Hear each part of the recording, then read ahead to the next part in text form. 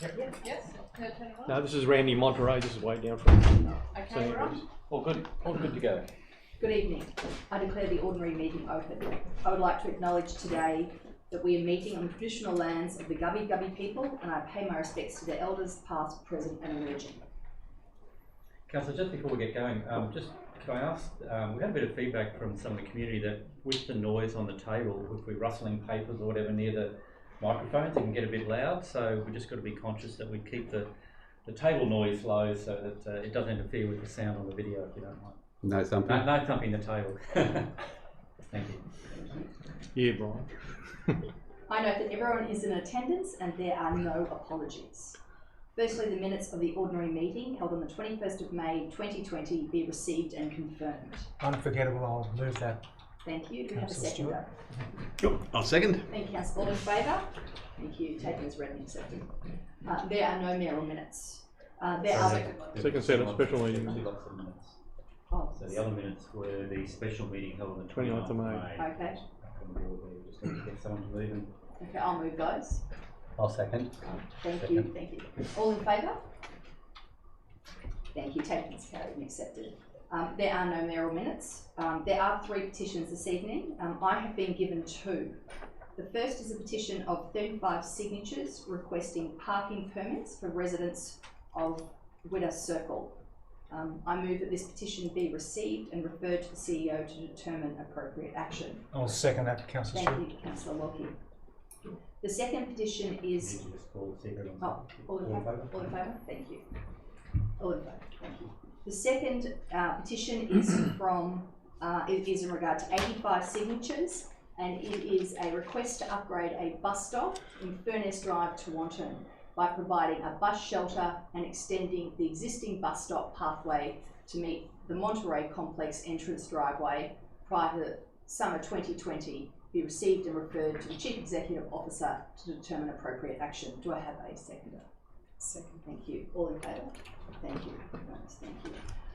The third petition is from, I believe, Councillor Lawrenston has a petition. I have a petition by the residents of Sunrise Beach that are requesting a pedestrian crossing on Tinginga Crescent, located opposite or near the beach chalet. They have identified this area as a high safety risk to the public and are asking for urgent action. I have a petition in front of me that has been signed by 289 residents who support this request, citing that the Oriella Bridge closure has diverted highway traffic onto Tinginga Crescent and has made the crossing the street extremely unsafe for residents, in particular for children and the elderly. I've also spoken to many residents who, in addition to feeling unsafe crossing the road, are also suffering from anxiety. The area is a community hub with the Lookout, Sunrise Beach public toilets and showers, Chalet and Co Cafe, and beach entries number 36 and 37. I had made an earlier request to put in a pedestrian crossing and was told that this would slow down traffic and create a bottleneck. I believe that public safety and well-being of the community should be prioritised. I move that a motion be brought forward to be received and referred to the CEO to determine appropriate action. Yeah, I'll second that. Second motion. Thank you. All in favour? Thank you. There are no notified motions, no presentations, no deputations. Item number 8 on the agenda is consideration of committee recommendations. The first set of recommendations is from the Audit and Risk Committee recommendations from the 5th of June 2020. Specifically, the items are Queensland Audit Office 2020 Interim Management Report, Internal Audit Update, 2019-20 Shell Financial Statements and End of Financial Year Update, Risk Management, Insurance and Corruption Update, Effectiveness of the Audit and Risk Committee. The recommendation is the Audit and Risk Committee recommendations dated 5th of June 2020 be adopted except where dealt with or held over by separate resolution. Do I have someone to move that motion? I'll move that, Madam Chair. Thank you. Anyone to second? Councillor Lawrence? Yes, thank you.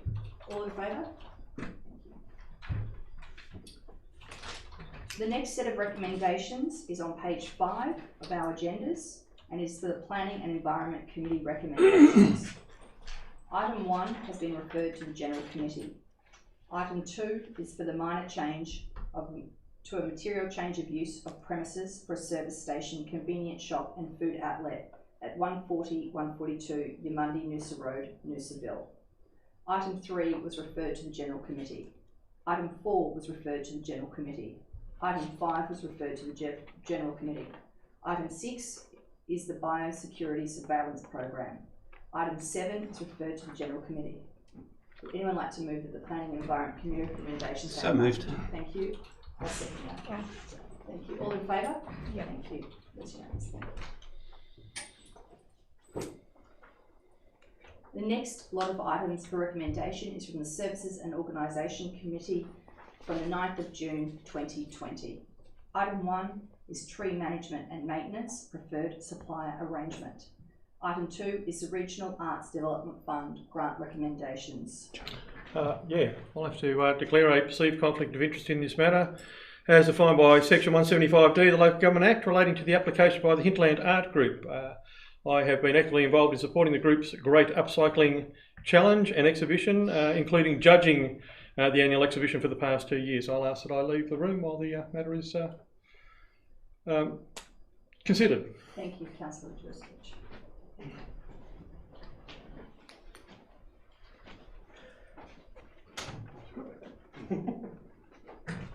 I'll move the resolution. Thank you. I'll second that. Thank you. All in favour? Thank you. Can we recycle, Councillor Joe?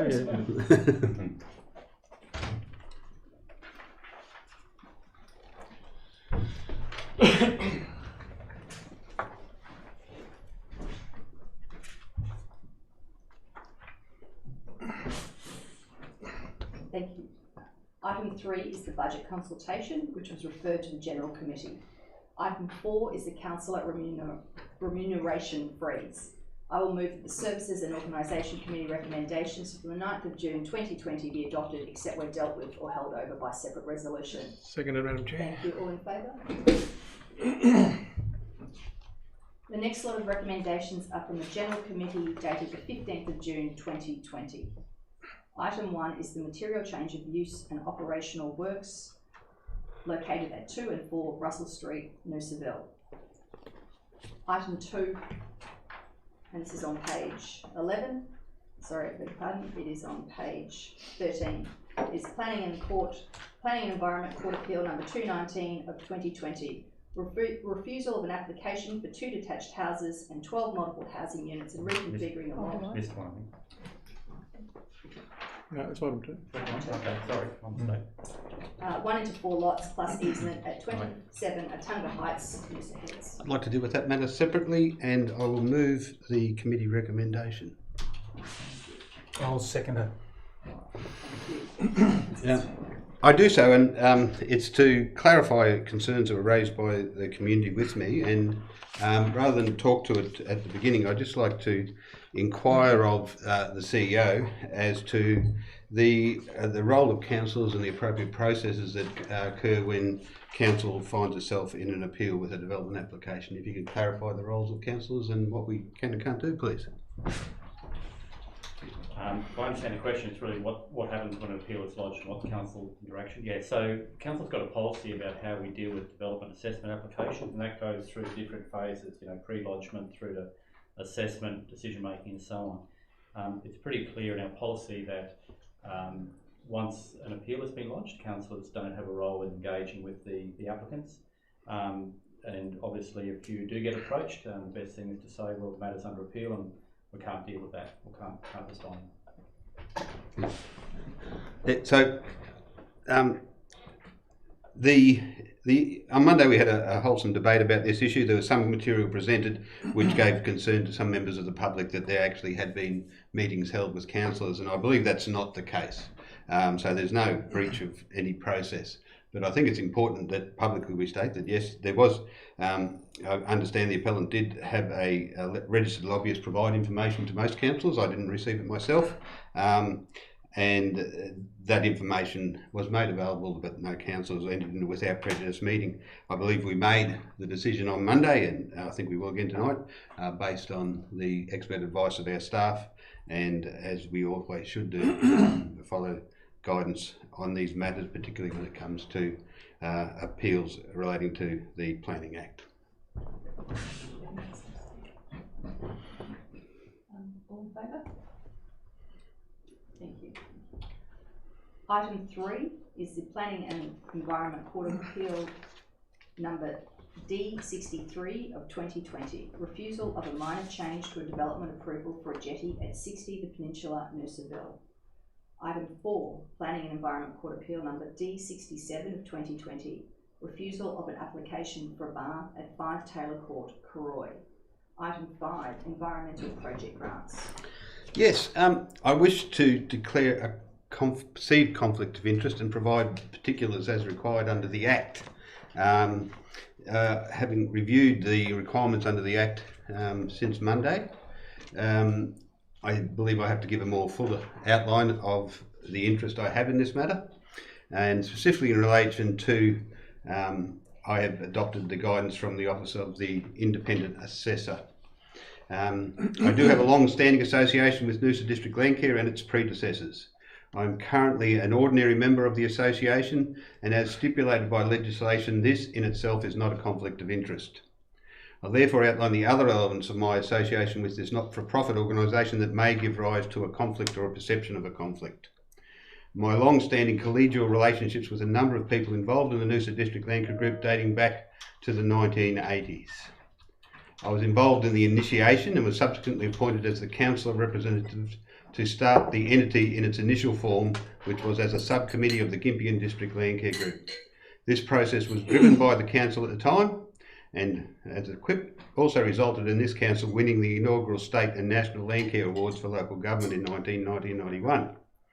I've had professional roles as a public servant between 1998 and 2014, which has brought me in contact with the group over the years. This includes as the Department of Natural Resources and other similar named departments, as a Mary River Catchment Coordinator, 98 to 2000, as the North Coast District Senior Natural Resource Manager between 2000 and 2003, between that department as a Principal Planning and Policy Officer on statewide role in 2004, in Department of Primary Industries and Fisheries, being the South East Queensland Principal Catchment Ecologist and the Leader of Sustainable Production Systems between 2004 and 2010, and in the Department of Employment, Economic Development and Innovation, Regional Services for Sunshine Coast between 2010 and 2013. Due to the public service nature of these roles, none of the dealings with Noosa District Landcare during this time are, in my opinion, defined under legislation as a personal interest. The Commissioner also suggested I have a personal interest, that I would have a personal interest if I was perceived to have a personal interest in the outcome of a close friend's bid for a council contract or similar.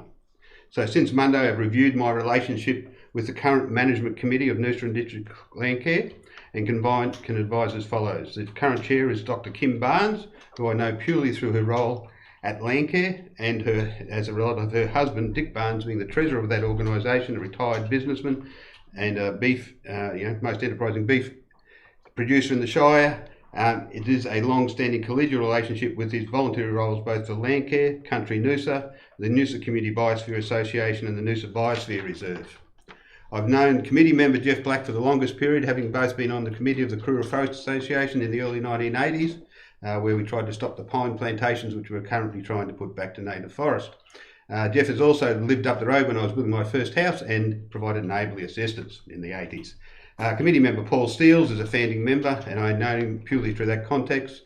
Committee member Dr. Melanie Hassel is a businesswoman who I'm dealing with in a role in Landcare and as a councillor in her previous roles in the Noosa Hinterland Association Committee and in relation to development approval at the Nindroya Industrial Estate. Philip Moran is a general manager who I've known since his earliest days in the group in the late 1990s. My relationship with Phil is forged in our shared interest to look after this place. While I consider Phil a kindred soul and a mate, he went to Brisbane Government, I went to Brisbane State High, so there's no way we could be close friends. No.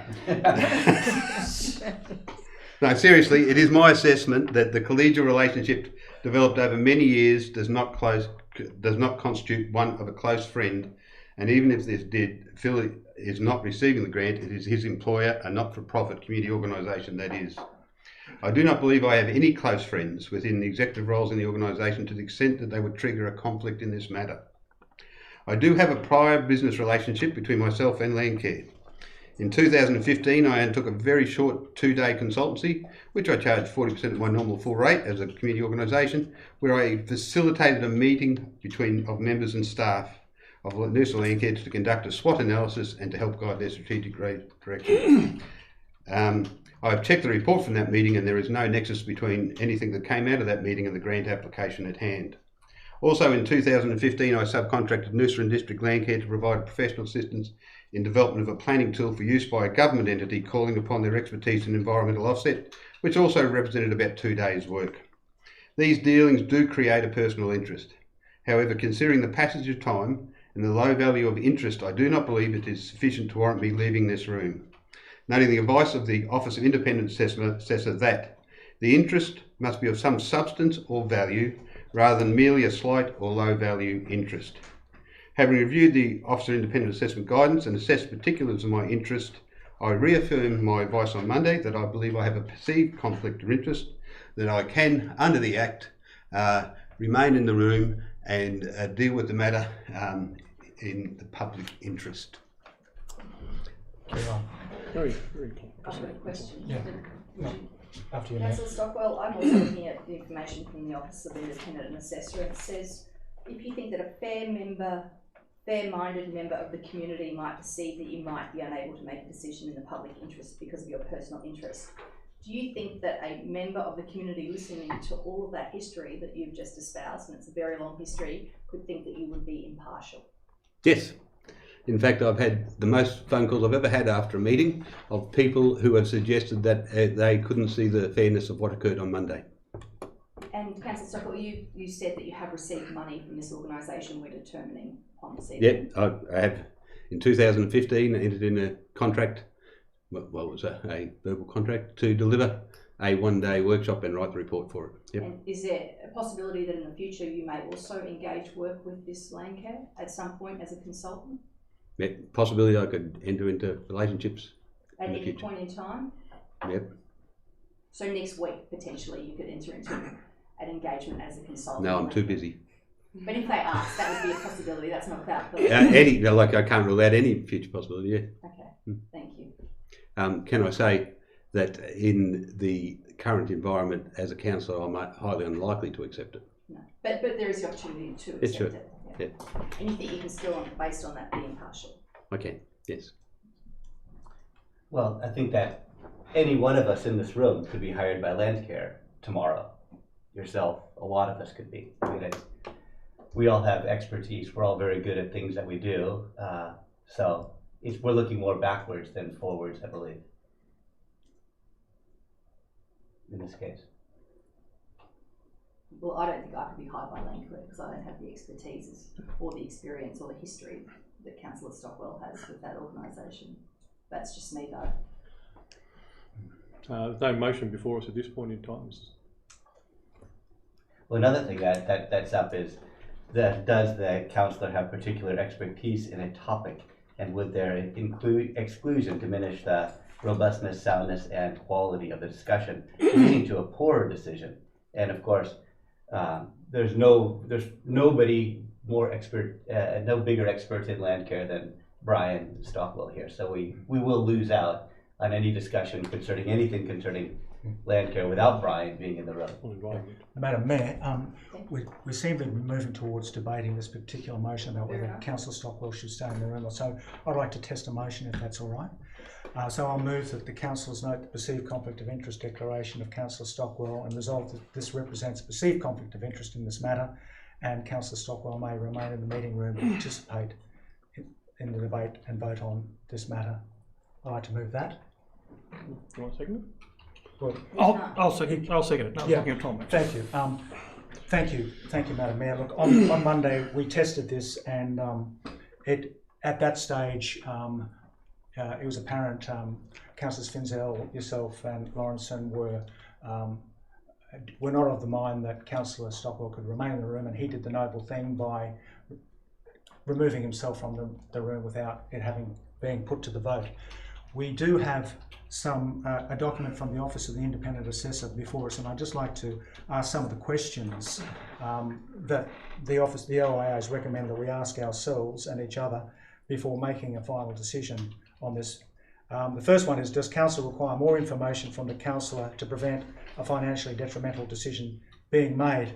I would argue that Councillor Stockwell has almost bored us to death with the amount of information his associations here in this regard. Question 2, does the councillor have a particular expertise in a topic area, and would their exclusion diminish the robustness, soundness and quality of the discussion, leading to a poorer decision? I would say there's a strong case to say yes, because we are all councillors, we do have contacts in the community, and working with community individuals and groups is seen to be a good thing. That's how we understand what's going on, that's how we assist community groups in our role. So my answer to that would be a yes. Would the exclusion of the council be perceived as being undemocratic, in that they are prevented from representing their community on a particular topic of significance to their community? And I would say arguably the answer to that is yes also, because Councillor Stockwell's known as a very effective advocate for the environment in this Shire, and also the groups that work in that sphere. Would the Council's inclusion in the discussion and or decision be detrimental to maintaining public trust in the Council or local government more generally? And I will concede that, given the points that are raised here, that may be a debatable point. Are there any other local factors that may be relevant to the inclusion or exclusion of the councillor in the discussion of the decision? I would just like to make councillors aware that in recent times there has been a narrative that's being run that seems to demonise councillors' connection with community, especially volunteer community groups, as if that's somehow a sinister or a bad thing. And I suspect that Councillor Stockwell may be the victim of that in this case. And on balance, I would, the last one is, how does the situation compare to previous situations? And historically, Councillor Stockwell has made these extensive declarations.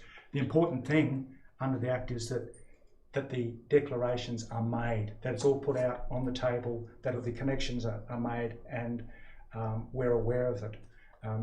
So I think that's the important thing. In the past, Councillor Stockwell, having made the declarations, has been being allowed to stay in the room. But again, it'll be guided by the group on this. It is a new council. Times are changing. So I'm advocating that Councillor Stockwell be allowed to stay in the room based on balance, the answers to the questions provided by the Office of the Independent Assessor, and the fact that we're having this debate in an open session that's live recorded.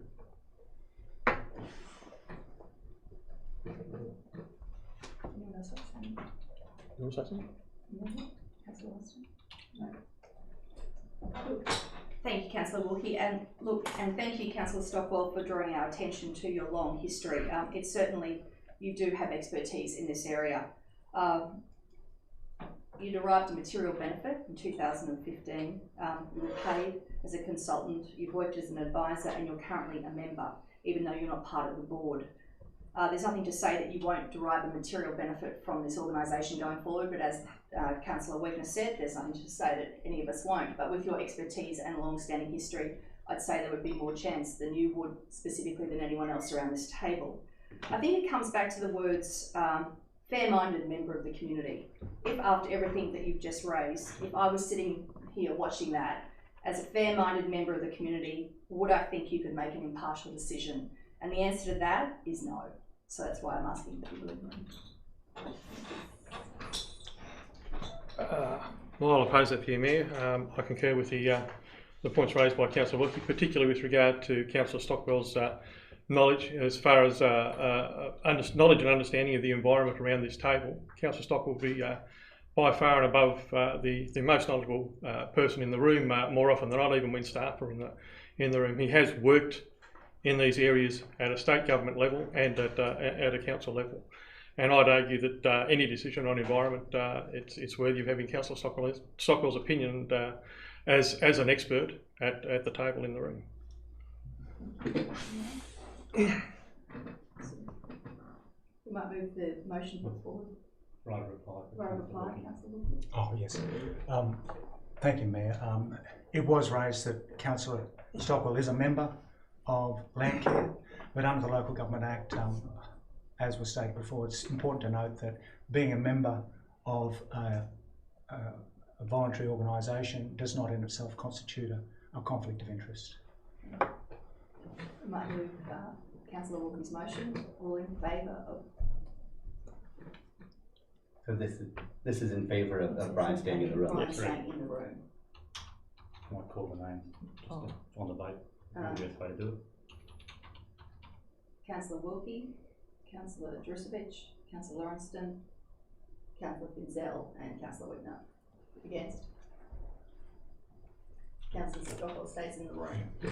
May I move the motion on the next page, Mayor? Yes, please? you may. And may I second it?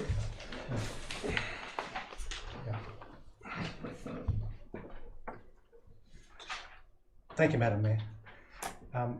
In relation to this grants program, now more than ever, programs such as these are needed. It may seem a small matter, but by a simple show of hands in favour of this motion tonight, we indicate that this council is committed to proper process, financial responsibility and waste minimisation, job creation, fairness and equity, enriching social capital and community connections, and remaining a source of support and certainty to our community in times of disruption. In terms of process, as we stated on Monday, this is a properly authorised grants program administered by professional staff with grant recipients accounting for expenditure through acquittal. Council officers publicly advertise the call for applicants through paid newspaper advertising, the council e-newsletter, emails direct to community groups and on the council website.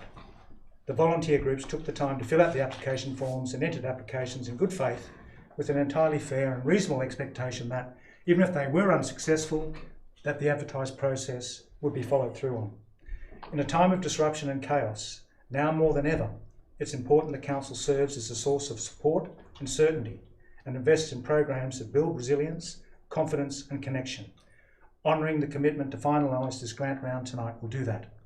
On the point of financial responsibility, in recent weeks we've had great discussions on how we can minimise waste and cost to ratepayers in these times wrought by COVID. We've even agonised over the impact of $1 on the bottom line for ratepayers, which is a good thing.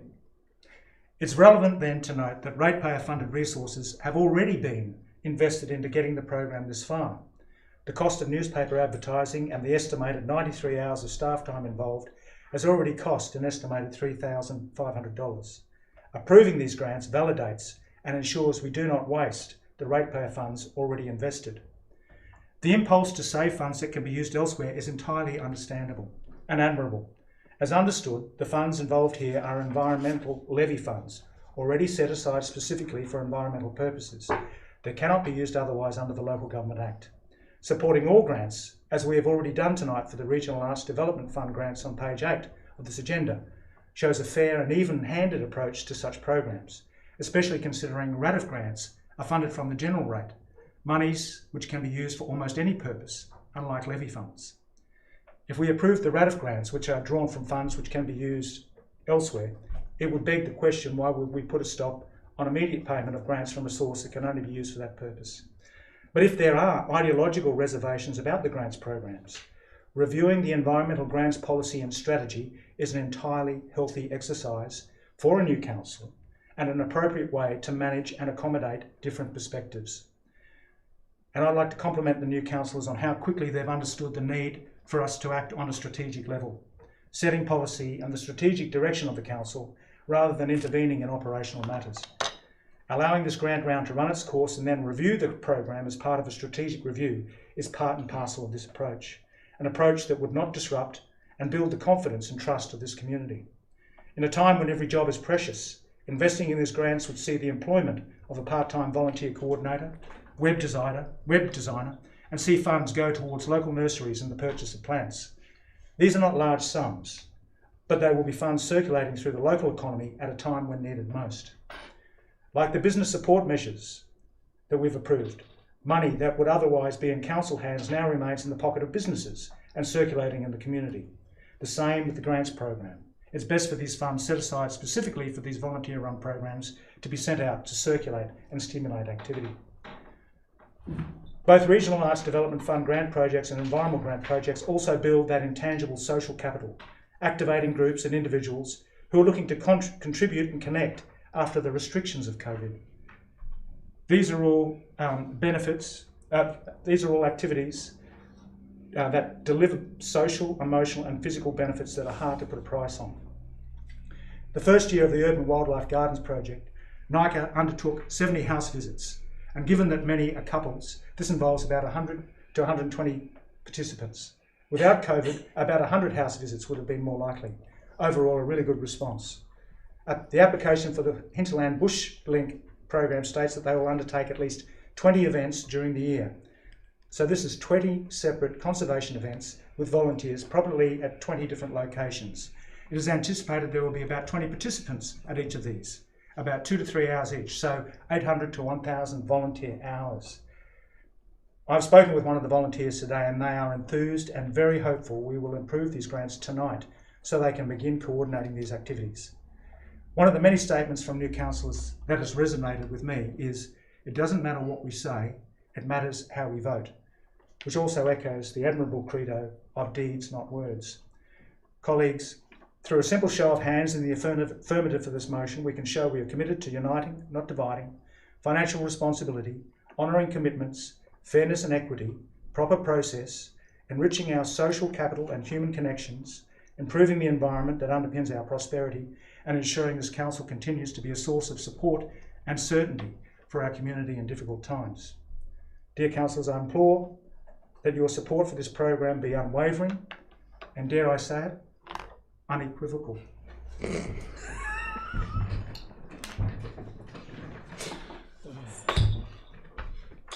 had to go there. Community groups need volunteers, support, trust and funding to keep going. They reflect what is good in this world, kindness and generosity of spirit. They help shape and build strong local communities. What councils provide in terms of funding just keeps them going.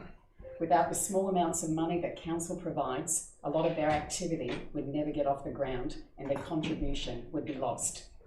I have been a volunteer and I've applied for community grants, so I know, or should have known, how much so little will do to help small community groups move forward. I support the Environment Project Grants funding recommendations, and I look forward to working with our community groups so that I can learn how to best support them in future. There's one thing that's clear. I said a very impassioned recitation there from Councillor Wilkie, and I concur with all of the sentiments there within. One of the things that is an expectation of any grants round is that when the grants come to fruition and are supported by us to be provided to the community, that the community have that expectation that on the due date that those funds will be available so they can get on with their projects. Through the COVID, no more important than through this COVID environment. We've got no idea of the impact and the implications that have hit so many of our community groups over time. This just allows a very small amount of funding to go towards 3 very worthy programs that will deliver outcomes for those groups. Thank you everyone for your comments around the table this evening. Firstly, I'd like to state that at no point did we disagree with the grants, the process or how the money was delivered. We asked for a deferment. I would like to say that I myself have been a volunteer in communities and have run volunteer organisations. It was never my intent to cause any harm to our community groups, nor their impacts and importance in our community. I believe that we should enable volunteering in organisations to strengthen our volunteer programs and causes at all times. I believe our volunteer programs inspire more residents to volunteer and deliver great outcomes for our community and engage and respect our social capital. Volunteering increases the impact of volunteers and the good works that they bring to our community, and that is evident in this Noosa Shire. The Noosa Council at all times supports volunteering for the economic, social and environmental well-being of this Shire, and in no way was our request for deferment used to diminish that. I made my decision to agree with the deferment based on economic rationale, especially with the impacts of the recovery program as indicated to me by staff, and I've accepted their recommendations. Moving forward, I would like to say that the recovery, sustainability and cash flow of this Shire in these unprecedented times remains the dominant thing in all of our minds. And moving forward tonight, I just want to say that I appreciate and value the social capital in this community and the great works they contribute. Thank you. Very good.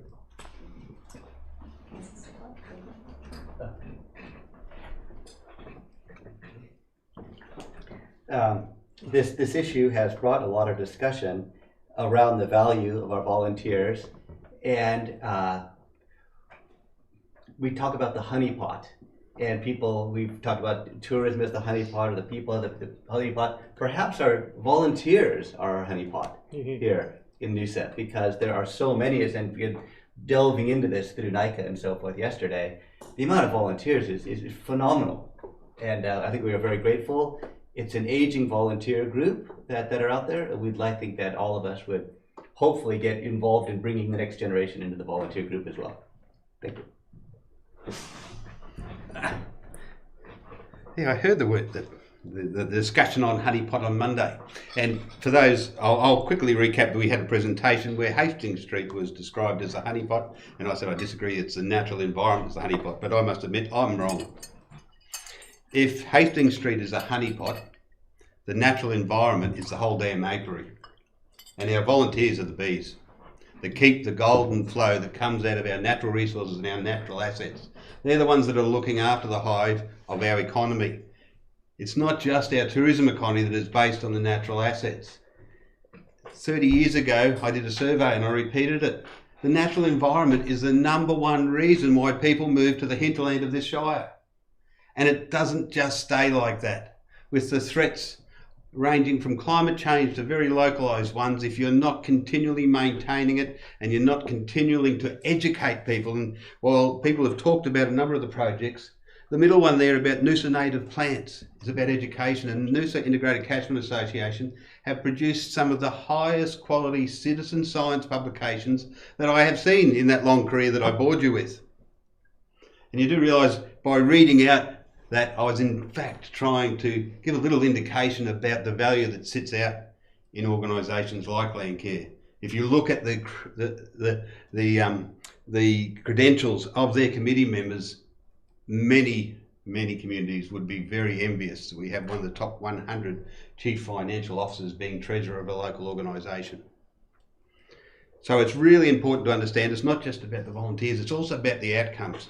And we only get to the outcomes if we continue to provide our community groups with the resources in order to provide the education needed. And in terms of Noosa native plants and all the other publications, moving and migrating those to a modern web platform is really important. I quite often use that web base, and I quite often recommend it to other people. And these are the small ways that council can make sure that overall this community looks after both its natural environment, but also satisfies the need for local people to learn more about it. Thanks, Councillor Stockwell.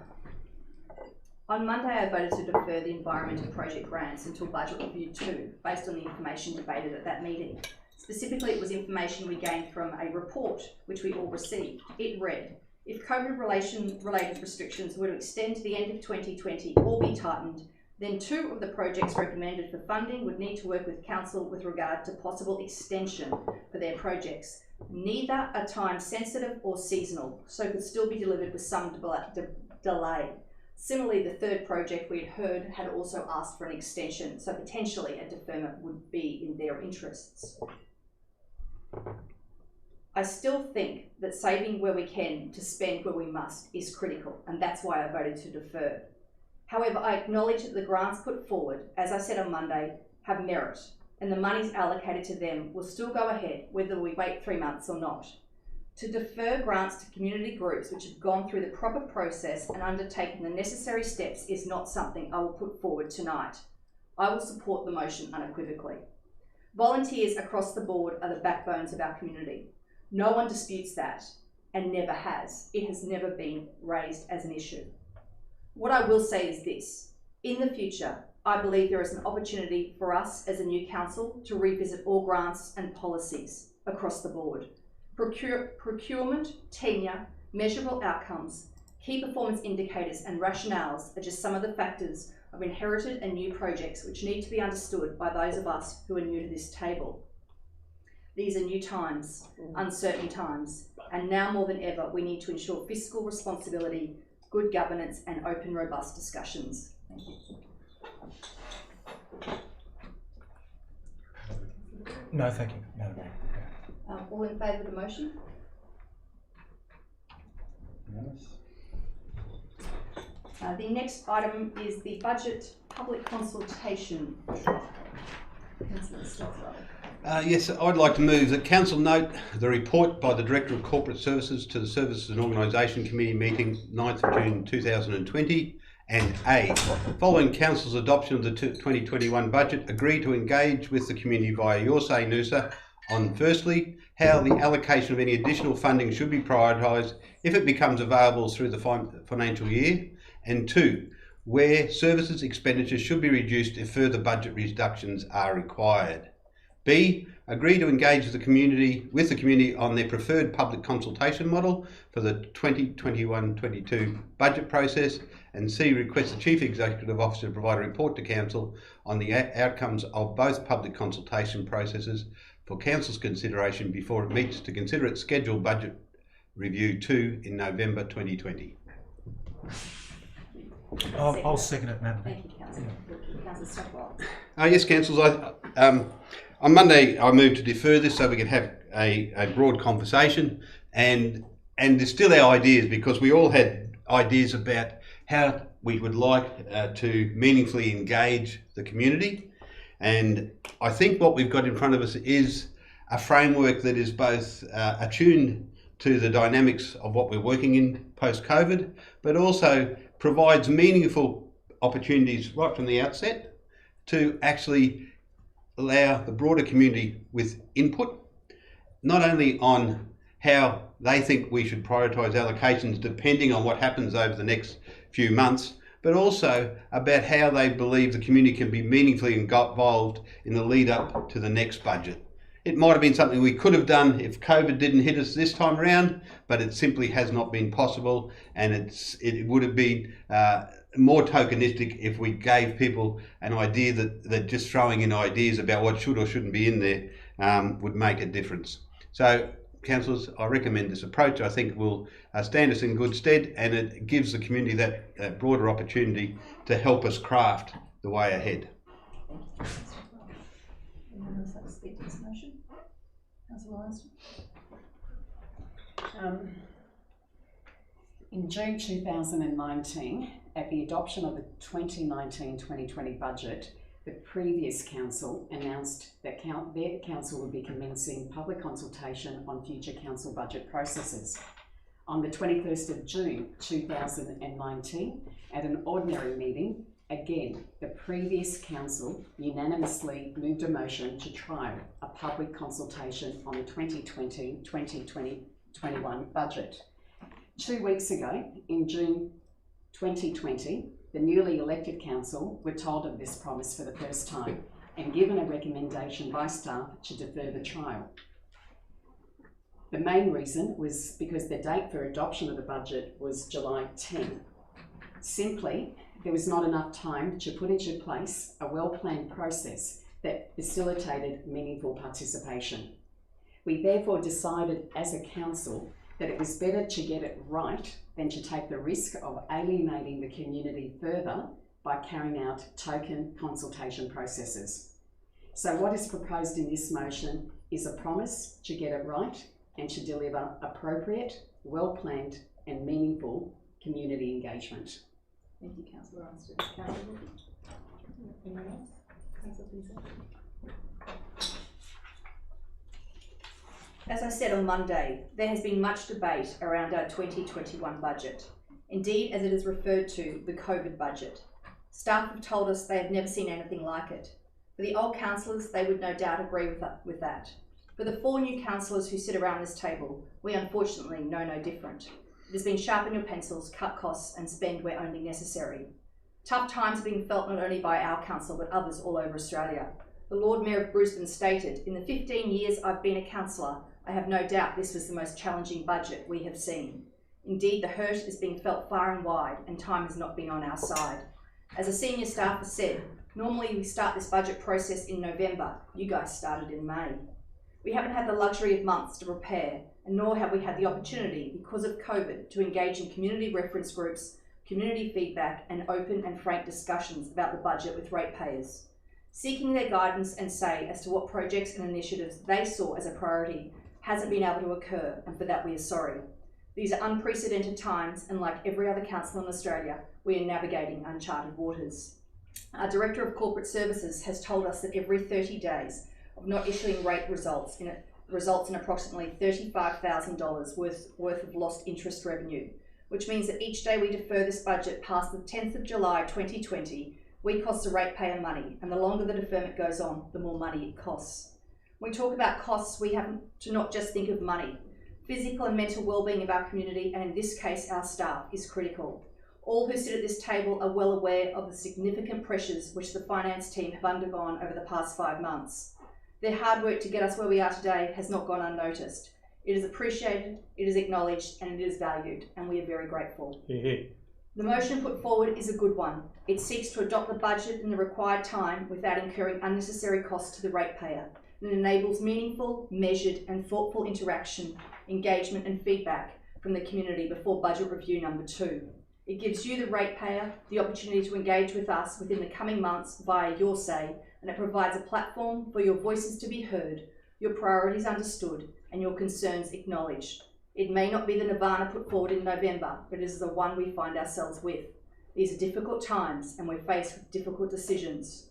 As we move forward as a community and recover from COVID, we can assure you that as we move into Budget Review 2, your voices will indeed be heard, your thoughts valued, your opinions and feedback acted upon. Thank you.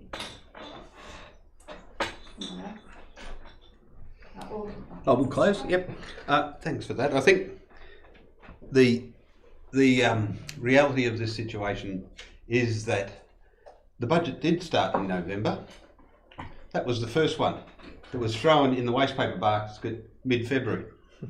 It's probably the first time in history that our Director of Corporate Services had done 2 budgets in 1 year.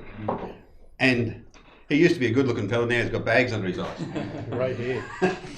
So I think, in summing up, the aspiration of the last council was to do more this time around, but the situation is we had to deal with what was in front of us at the time. The community will get a chance to see where we're at and to influence come budget review too.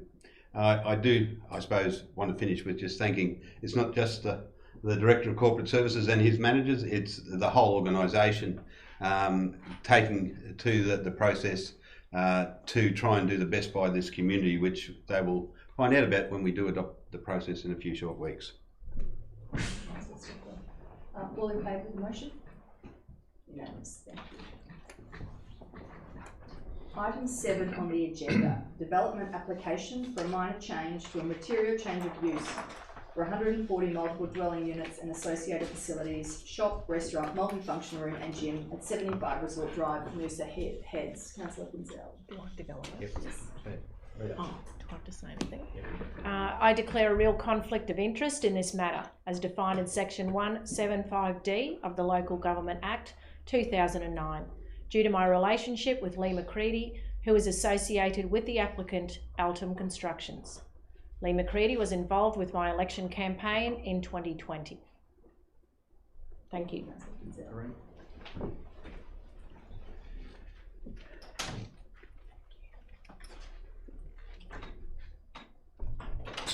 I declare a perceived conflict of interest in this matter as defined in section 175D of the Local Government Act 2009 due to my friendship with the applicants Rob and Lee McCready of Alton Constructions. Just indicate that. And I will choose to leave the room for the debate in this matter. Good. That helps.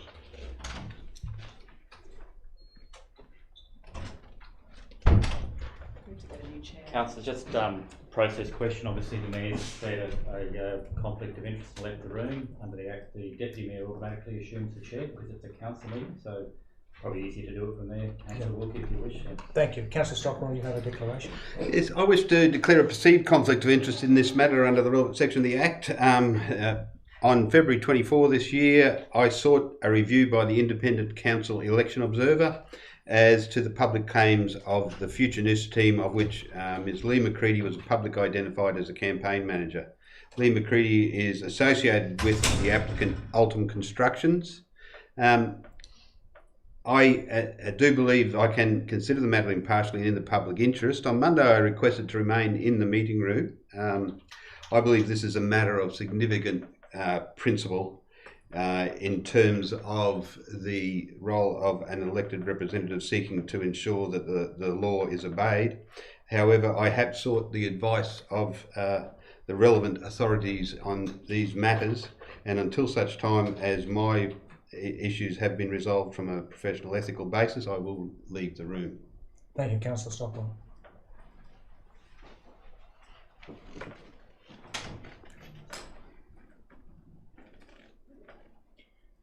Thank you. Councillors, we have a new motion that an amended motion for tonight's meeting. There's changes to condition 2 and condition 83. Do we have a staff member here who can talk to that, please? Kerry, could you explain why we do have these change conditions before us, please? So since officers completed the report, we've picked up an error in the report. In the table of the very long list of approved plans, we have left one of the old plans in. It needs to be deleted. So the basement plan, we've included the new one, but we needed to delete the old one. So that's the first change. The second change is in relation to condition 83D, which is around the noise requirements for the site. This condition currently requires that the noise management plan referred to above shall be incorporated into the bylaws or the community management statement for the body corporate of the building. Now, since this application was approved back in 2005, there's been a layered body corporate scheme put in place. So the site has a number of body corporates and an overarching principal body corporate. So it's important that the noise management plan is referred to in the community management statement for the principal body corporate, because they will have overarching management of the site. So okay. that's essentially the changes recommended. Right, okay. Councillors, we've got a motion before us. I've got a question for staff, yes, if I may. Councillor Jerusalem. Having been contacted by the applicant, there was a clarification sought with regard to the definition of the outdoor areas and the indoor dining areas. Upon reading the report, I was unable to define the indoor area myself. So is it possible for staff to turn around and indicate via drawing or via plans what constitutes the indoor dining area, please? Sure. So there's some plans which I just asked Kathy to bring up on the screen for us to look at. And I understand, I think there's some confusion by the applicant as to where the indoor and the outdoor area is. So we can see the building here on the screen, and you can see the kitchen area and this space here. So I would assume that is the indoor area. These are the two outdoor areas. And I think the confusion is the applicant considers that indoor. But if we have a look at the plans, some photographs as well. You can see the two outdoor areas. One first is shown as a lower roof, and the second is also an outdoor area. It is only roofed, it has no walls. So it's certainly, they're both considered to be outdoor areas by our acoustic consultant. Okay, so for clarification, in the area defined as indoor area in the plans is called shared space. Yes, that's my understanding. Okay. Looking at the, if I can look at the images again, on the image, the second image there, I think it's becomes figure 6 or 7 in the report. There appear to be some type of plastic style curtains that can be raised and lowered. Do they constitute a sufficient acoustic barrier for noise? No, they won't. The advice from our acoustic consultant is they will not be successful in any way to mitigate noise from the restaurant. The advice from the acoustic consultant is what would work would be some bifold doors that could be shut after 10 p.m. at night. So they could remain open up till 10 p.m. and then shut the bifolds after 10 p.m. and then the noise would be adequately mitigated for residents. I understand measures like that are undertaken by other restaurants and outdoor dining areas in the Shire. Yeah, there are a number of approvals in the Shire that specify that the outdoor dining must only be till 10 p.m. And it's common then to either shut the doors after that time or to move people inside into the indoor area. Okay, and if the applicant were to want to install multifold doors or measures along those lines in this instance, in this location that would be under the covered area, would they be required to come back to council with an application, or is that something that staff could manage under a minor change of use? Yeah, it is something that staff could manage. Some time ago, council resolved to defer any future changes on this application to officers to decide. Officers, though, while we could have decided this application, we've chosen to put it before the council because there was a difference between officers' recommendation and what the applicant was looking for. But yes, the answer is yes, we could decide that by application. Thank you, Mr. Chair. On that, the basis of that, I'd like to move the staff recommendation. Thank you, Councillor Juricevic. Do we have a seconder, please? Councillor Lawrenson's a seconder. Councillor Juricevic. Look, I commend staff. This is has been a long-going application and a number of stages that have gone through with this development. I think the outcomes here are fairly clear. Whilst I see the applicant wishes some changes with regard to the recommendations of staff, I think the recommendations are in keeping with those that we. With regard to dining in particular, with regard to how other entities are required to operate within the Shire, and I have no issue with the times that are recommended for indoor and outdoor areas. I think the indoor area now, we do have a clear definition of it. I think there is an outcome there that should the applicant seek it to extend that dining area, they can look to approach staff and implement those measures if so desired. Councillor Lawrenson. I understand that the officers have had a number of discussions with the applicant around potential solutions for the restaurant, but no agreement has been reached. I also note that it's been suggested to the applicant that he may wish to defer or seek an agreement for council to defer the matter to enable further discussion between the two acoustic consultants, council's consultants and the applicant's consultants. However, the applicant has advised that he does not want the matter deferred, in which case I support the staff recommendation and approve the application in accordance with conditions. Do you wish to close, Councillor Juricevic? No, I think all's been said. I'll put the motion. Those in favour? That's carried unanimously. Of those that are left in the room. Those that are left, and the other councillors may come back in, please. Thank you, Tara. I agree with everything you said. Thank you.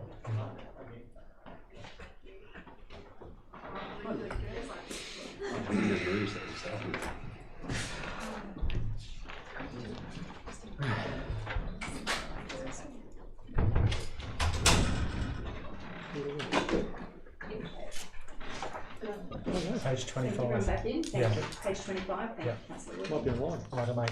Okay. Item 8 on the agenda is fees and charges, and item 9 on the agenda is the financial report.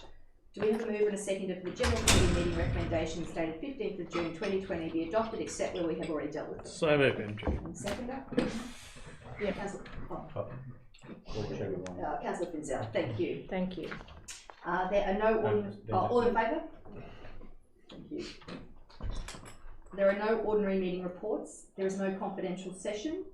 Public question time. We have one public question time application with 2 questions from Brian O'Connor from Pomona. As the meeting is closed to the public due to COVID-19, the CEO will read out Mr O'Connor's questions and they will be answered by Kim Rawlings, Director of Environment and Sustainable Planning. Thank you, Mr CEO. Yeah, thank you. Thank you, Mayor. It's a bit unusual to ask me these questions. We have the chambers closed due to social distancing requirements, so I'm sure Brian O'Connor is watching at home, and hopefully I do you justice, Brian. Question 1. I inquire of the disappeared. The people of the Noosa hinterland that Noosa Council through the Noosa Town Plan says doesn't exist, and so I ask, why does Noosa Council make its future planning on the basis that Pomona has a population of 1,188 in 2016 and not the 2,910 figure adopted by the Australian Bureau of Statistics? Likewise, the council says COOROY's population is 2,680 and not the 3,791, and so on for all the communities of the hinterland. What is the basis of these population estimates by council such that it rejects the ABS as the authentic source of population projections for the hinterland? And I ask Kim Rawlings, the Director of Environment and Sustainable Development, to provide the answer. And Kim, can you come up closer to the microphone, please, if you don't mind? Thank you. Sure. Thanks, Brett, aka Brian. Evening, Brian. Thank you for your question.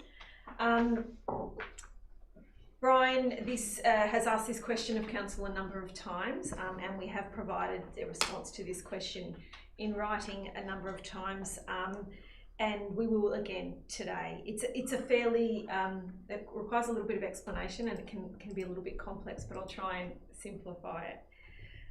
The assertion in this question is not accurate, and the difference in the population figures referred to by Brian relate to figures that are used in the Local Government Infrastructure Plan, which we call the LGIP. The LGIP forms part of the planning scheme. Under the Planning Act, the LGIP is required to show population data for what's called a priority infrastructure area, the PIA. The PIA differs, for instance, from a town or locality boundary.